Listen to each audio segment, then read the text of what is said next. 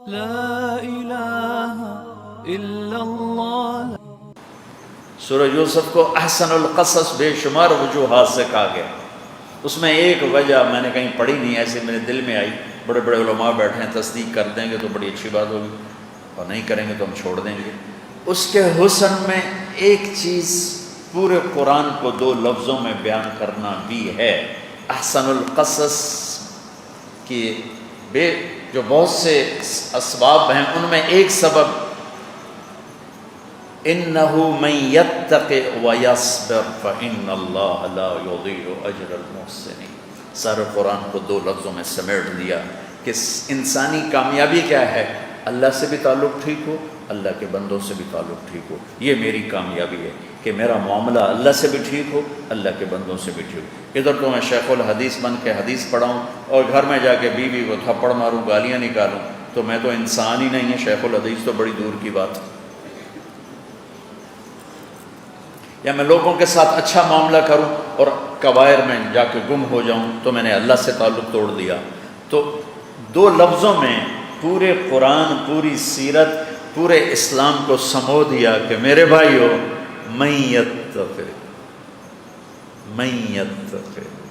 یہ اپنے اور اللہ کے درمیان، اس میں زلیخے کے واقعہ کا زلیخا کے واقعہ کی طرف اشارہ ہے کہ گناہ سے اللہ نے کیسے بچایا اور کیسے بچے، معاذ اللہ انہ ربی، کیسے بچے۔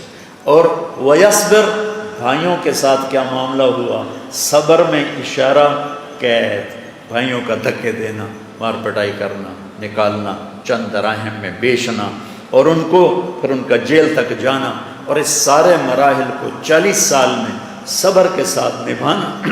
یہ اشارہ ہے صبر میں،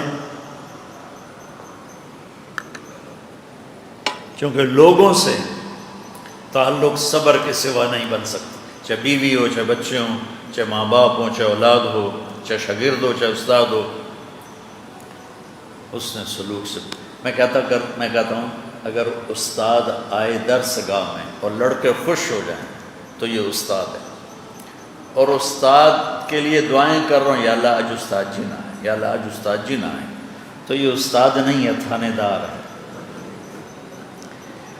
خامد گھر میں داخل اور بیوی خوش ہو جائے تو یہ خامد ہے، اور اگر خامد داخل اور بیوی ڈر رہی ہو تو یہ تھانے دار ہے۔ باپ داخل ہو، بچے خوش ہو جائیں تو یہ باپ ہے، اور باپ داخل ہو، بچے دعا کر رہے ہیں، اللہ سال کے لیے دوبارہ بھیج میرے ابا کو، تو یہ باپ نہیں ہے، تھانے دار ہے۔ ہمارے جو علمی گھرانے، تبلیغی گھرانے، آگے ہمارے بچے بہت کم دین کی طرف آتے ہیں، نہیں دیندار ہوتے ہیں، کوئی علم کی طرف یا تبلیغ میں، تبلیغ والوں کے بچے بہت کم، علماء کے بچے علم کی طرف بہت کم۔ کیوں؟ کہ وہ بھول کرنا، انہیں جلدی عالم بنانا چاہتے ہیں، جلدی نیک، جلدی حضرت تھانوی بنانا چاہتے ہیں، تو وہ کرتے ہیں سختی، آگے سے ہو جاتی ہے بغاوت،